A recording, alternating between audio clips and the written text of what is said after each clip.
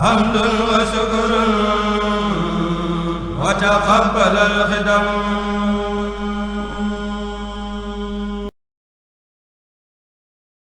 مني لمن هو الوجود والخدم حمد وشكر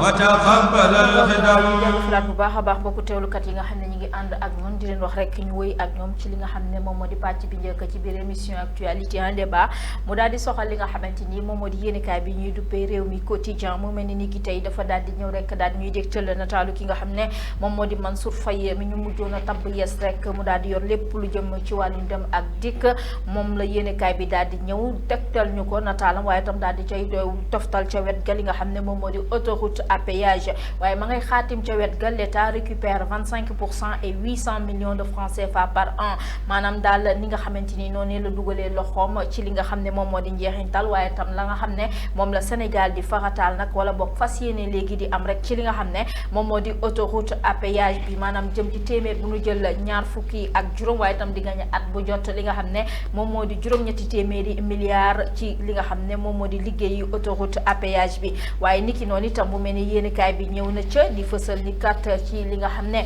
moom moo di wopp ji di coronavirus ak vaccin bi di AstraZeneca yéenekaay bi di réew mi quotidien dafa xaatim ni kat un Sénégalais vacciné pique une crise d'AVC loolu la daal di wax koo xamante ni daal amaana ginnaaw rek bi ñu ko ñaqee ak vaccin AstraZeneca dafa daal di piqué benn crise u AVC loolu réew mi quotidien moo ko indi tey ci xëtam bu njëkk niki noonu ñu daal di ànd bi yoon ak soleil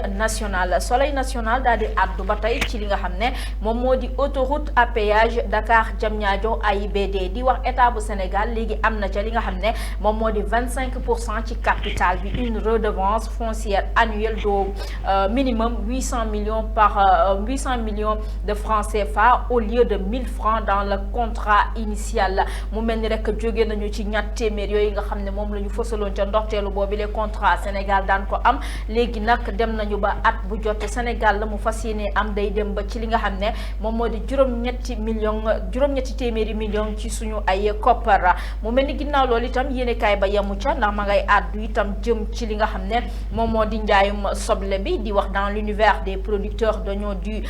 Gandiolé mu mel ni ñoom itam taxawaay bi nga xamante ni am nañ ko mu di liggéeyu maraîchage yéenekaay bi ñëw na ci laata muy àddu ci l'hôpital Fann étrenne une IRM et un scanner mu mel ni rek ñoom itam ci ay jumtukaay jëm ci li nga xamante ni moom moo di système sanitaire bu Sénégal ba nga xamante ni jot nañu ko am ba tey ci biir yéenekaay yi ginnaaw soleil national bi yoon ñu daal di ànd ak le Témoin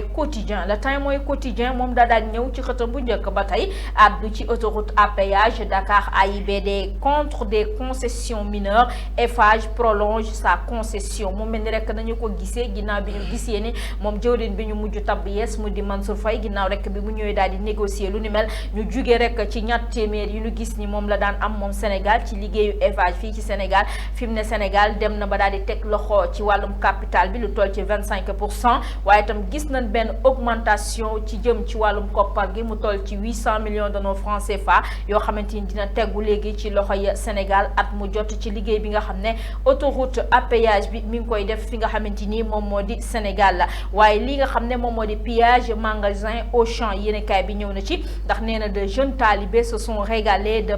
pâté pour chiens et chats maanaam daal nañu gisee amaana ci ñenn ci ay ndaw ñi nañu caxat-caxate yenn ci ay bërëbu liggéeykaay yu mel ni yu Auchan yi yéenekaay bi ca loolee la daal di ñëw laata muy àddu ci docteur Boubacar Camara IGE et ancien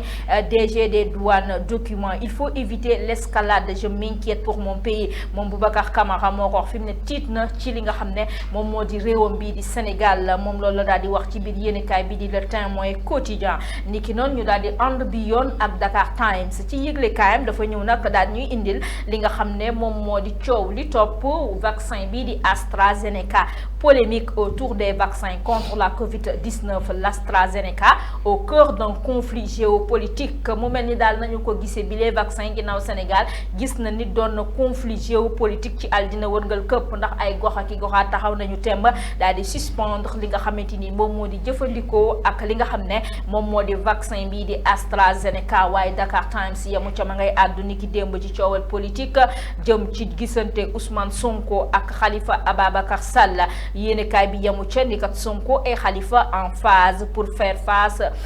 pour faire partir Macky Sall loolu la yéenekaay bi daal di wax seen lëkkaloo niki démb bokk na ci xool nees mën a def ana naka la ñuy def ba daal di jàkkaarloo ki nga xamante ni moom moo di président Macky Sall waaye itam daal di koy jëlee rek ci li nga xam ne moom moo di bopp réew mi mu mel ni loolee sax la tribune yéenekaay daal di xëyee ndax nee na kat l'opposition retrouve ses forces face à Macky ginnaaw bi ñu gisee niki démb ba ñi nga xamante ni moom moo di Ousmane Sonko gisante ba mu gisante ak ki nga xamante ni moom moo di Khalifa Ababacar Sall waaye gis na ni itam ñu bëree bëri fi mu ne dañu daal di dem rek wër ginnaaw ki nga xamante ni moom moo di Ousmane Sonko moo tax sax yéenekaay ba yemu ca nee na kat le président Sall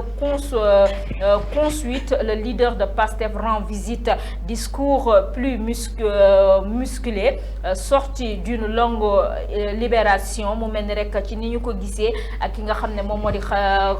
Ousmane Sonko démb ba moo gisante ki nga xam ne moom moo di maanaam Khalifa Ababacar Sall gën na àddu mu mel ni fi mu ne dafa fas yéene dolloo buum ca boy ga du may dara lu toll ni tar fatal ay ni ki nga xamante ni moom moo di son excellence monsieur Macky Sall waaye ni ki noonu itam yéene kaay ba ma ngay àddu ci social envers les victimes des émeutes Bougane Gueye Dany mi nga xam ne rek dafa jël en charge lu toll ci ñeenti xale yoo xamante ni ay marchands ambulants ñoo leen daal di jur ñoo seen ay way jur loolu la yéene kaay bi daal di indi laata muy àddu nag ci li nga xam ne moom moo di la peur a changé de camp loolu la wax ndax Sen TV sert une mise en demeure au CNRA fi mu ne dañu daal di rek jox mise en demeure li nga xam ne moom moo di CNRA ngir ñu daal di teggi lépp lu nga xamante ni tegoon nañu ko ci këru liggéeyukaay boobu nga xamante ni moom moo di Sen TV surtout jamono yi nga xam ne ñi ngi doon dund li nga xamante ni moom moo di wàllum manifestation Idi candidat du 3e mandat loolu critique yéenekaay moo ko daal di wax ci xëtam bu njëkk mu di élection présidentielle de 2024 loolu la wax Idi candidat entre guillemets du 3e mandat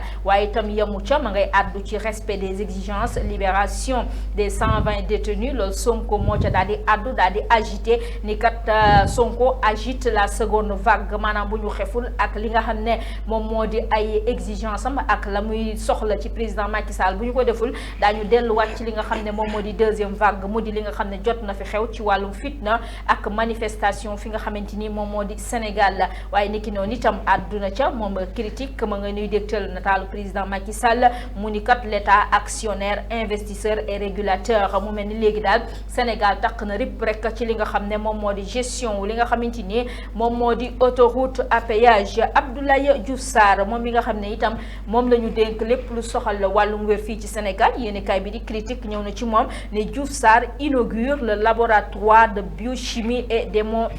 d'hématologie maanaam ni ki démb mu daal def benn inauguration jëm ci li nga xamante ni moo jëm ci wàllum faj fi nga xamante ni moom moo di Sénégal niki noonu ñu daal di ànd bi yoon ginnaaw critique yéen kaay ak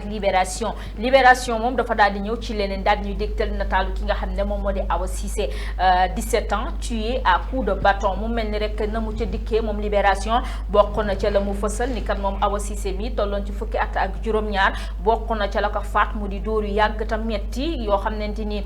teg nañu ko mu daal di jëm ci wàllum bopp bi loolu moo daal di koy faat ginnaaw rek bi ñu gisee ni maanaam ba loolee amee itam gisuñu benn assistance boo xamante ni am na ko waaye moo waral sax ñu daal di gardaaw yi ki nga xamante ni moom moo di Ngoné Fall mi affirmé ni la tax mu ko doon dóor c'était juste rek ngir daal di koy corriger waaye itam doon na koo xamante ni daf ko daal di considérer comme membre de sa famille moo tax sax bu ñu xoolee moom soxna Ngoné Fall ci ni ko yéenekaay bi di libération indee mooy fi mu nekk nii daal yoon jot na ko teg loxo ñu daal di koy déférer foo nga xamante ni moom moo di ca parquet ba pour coups et blessures volontaires ayant entraîné la mort loolu la yéenekaay bi di libération daal di indi niki tey ci li nga xam ne moom moo di xëtam bu njëkk ni ki noonu ñu daal di ànd bi yoon ak l'exclusif mu daal di tàbbiwaat ba tey ci li nga xam ne moom moo di renégociation gestion péage ci nañu ko gisee ginnaaw bi ñu toogee càmbaraat xoolaat li nga xam ne moom mooy utilisation wala boo ko taxawaay bi nga xam ne Sénégal am na ko ci autoroute à péage bi yéenekaay bi di l'exclusif gis na ni kat du gagnant-gagnant la jamono ji du gagnant-gagnant diggante Sénégal ak ñi nga xamante ni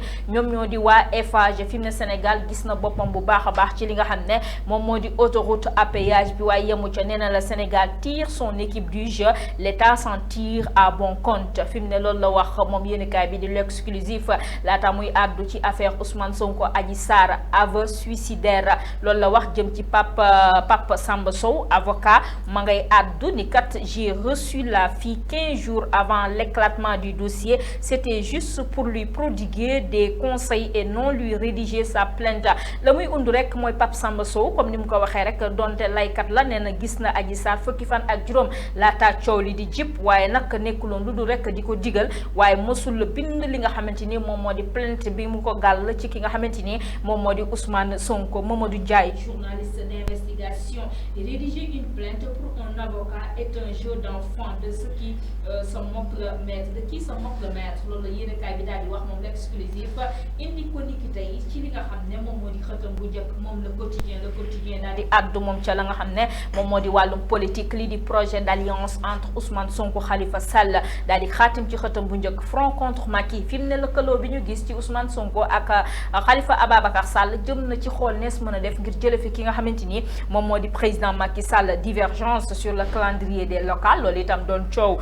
politique fi nga xam ne moom moo di Sénégal waaye le quotidien ñëw na itam ci yeneen i xibaar jëm ci li nga xam ne moom moo di péage bi désormais Sénégal obtient 25% du capital loolu la yéenekaay bi daal di wax laata muy wax ni kat Macky fixe les indemnités forfaitaires jëm ci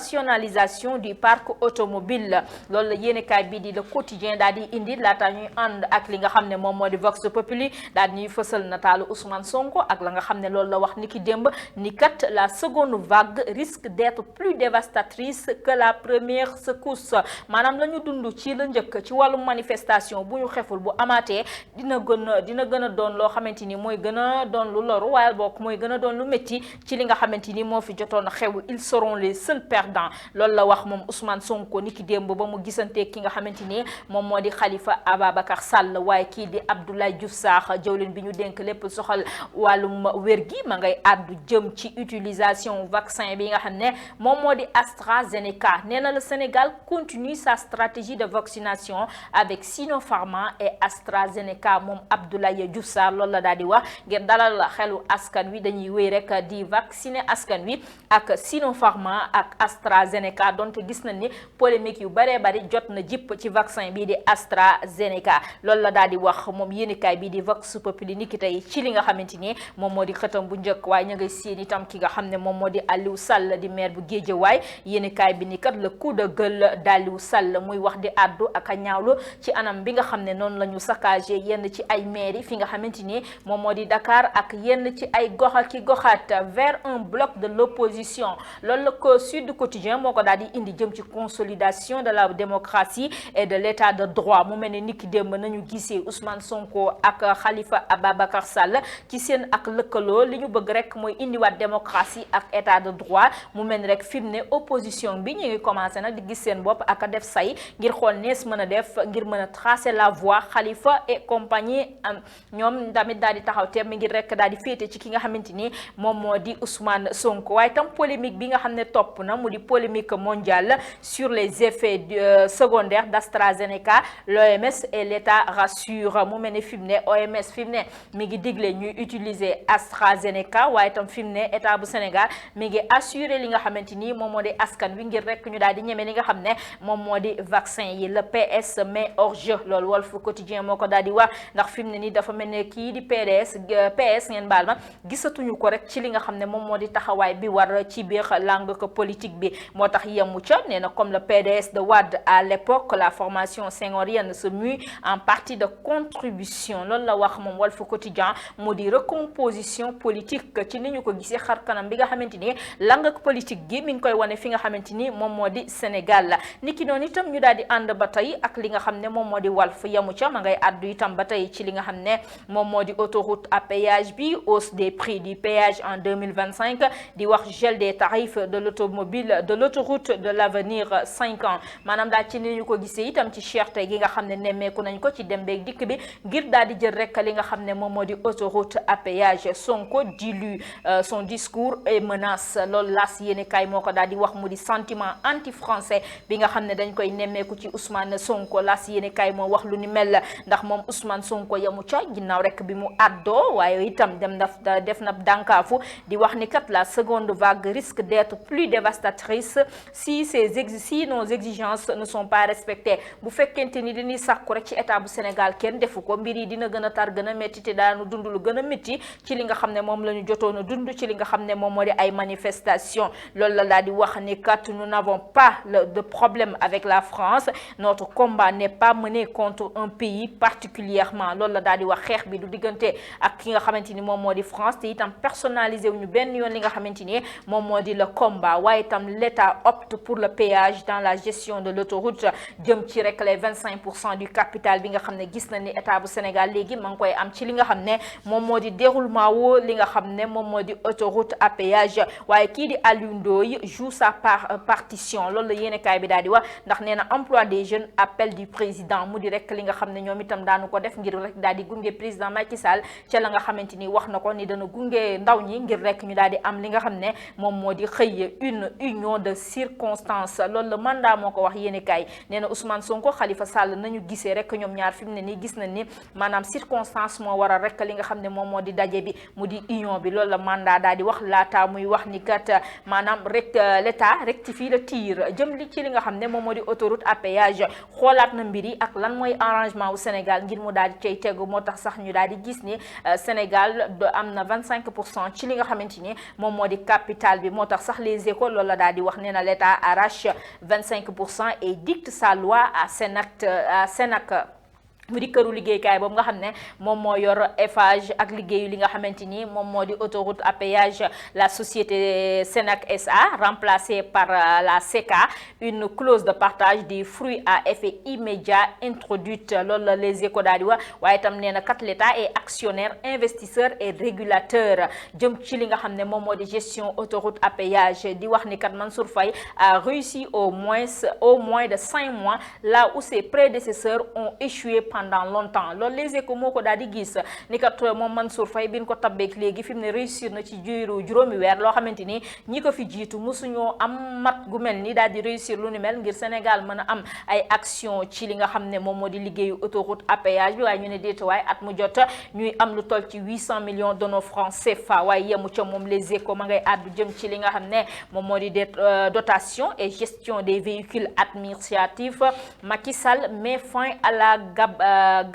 gabégie loolu la daal di wax désormais les fonctionnaires vont réparer eux-mêmes leurs véhicules acheter du carburant et l'assurance mu mel ni fi mu ne son excellence monsieur Macky Sall ma ngay daal di rek xool nees mën a def ak dotation yi ak gestion des véhicules yi ci ñi nga xam ne ay liggéeykatu état la ñu ndax fonctionnaires yi fi mu ne léegi képp ku nga xam ne sa oto yàqu na wala lu ni mel daa ko liggéeyal sa bopp waaye itam daal di jëndal sa bopp li nga xam ne moom moo di carburant waaye itam jëm ci li nga xamante ni moom moo di assurance yi waaye lii di indemnité yi allouées aux ODG, DC, SG et aux fonctionnaires de la justice, les 700 000 par mois pour les SG adjoints du gouvernement, 650 000 pour les DC, les SG des ministères. Lola daal di wax waaye yemu ca nee na 500 000 par mois pour les PCA et les hauts cadres de la Cour suprême et de la Cour des comptes. Loolu les échos yéenekaay moo ko daal di indi ci leeral ci taxawaay bi nga xam ne autorité étatique yi fas yéene nañu ko am en l'occurrence président Macky Sall ci ñi nga xam ne tey ñoom ñoo di les fonctionnaires de l'État ñu ànd bi yoon ak l'observateur laata ñu koy ndar keppe ak l'évidence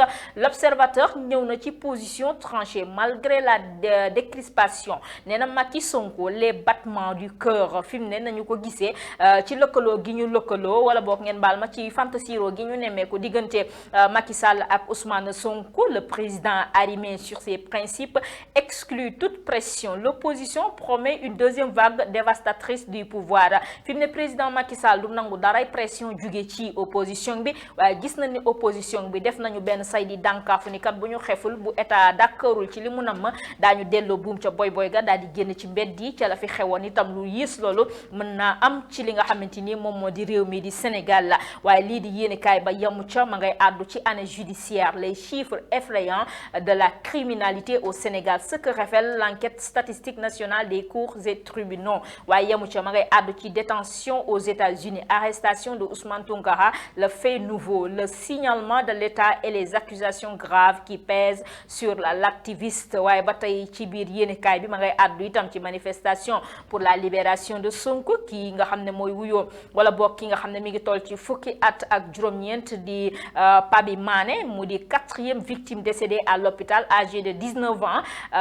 Pabi Mané a été atteint par une balle perdue loolu la ñu daal di wax mujj na rek daal di ñàkk li nga xam ne moom moo di bakkanam mu di 4e victime boo xam ne manifestation yi fi amoon ngir ñu libérer Sonko xewoon ci Sénégal foofee nga xamante ni moom moo di ca Bignona niki noonu ñu daal di daanele ak l'évidence daal di ñëw rek ci suspension de son signal lors des manifestations des médias sert une mise en demeure au CNRA fi mu ne ñoom itam dañu daal di jox rek mise en demeure li nga xam ne moom moo di CNRA ndax gis nañ ni loolee la ñu defoon ñoom itam ci jamonoy xew-xew yi nga xam ne amoon na ci réew mi ak fitna gi ñu defoon leen rek daal di jël li nga xamante ni moom moo di seen signal la waaye l'évidence ma ngi indi la tam ki nga xam ne moom moo di Boubacar Camara le manifeste de Boubacar Camara pour un changement de cap je m'inquiète pour mon pays loolu la daal di wax fi mu ne daal moom fi mu ne tiit na lool rek ci anam bi nga xamante ni jamono ji noonu la ñu gisee li nga xamante ni moom moo di Sénégal muy doxee nu ni mel la mu mel ni loolu moo doonoon niki tey li gënoon a fës ci li nga xam ne moom moo di yéenekaay waaye itam daal di tënk bu baax a baax ci li nga xamante ni moom moo di suñu pàcc bi njëkk ci li nga xam ne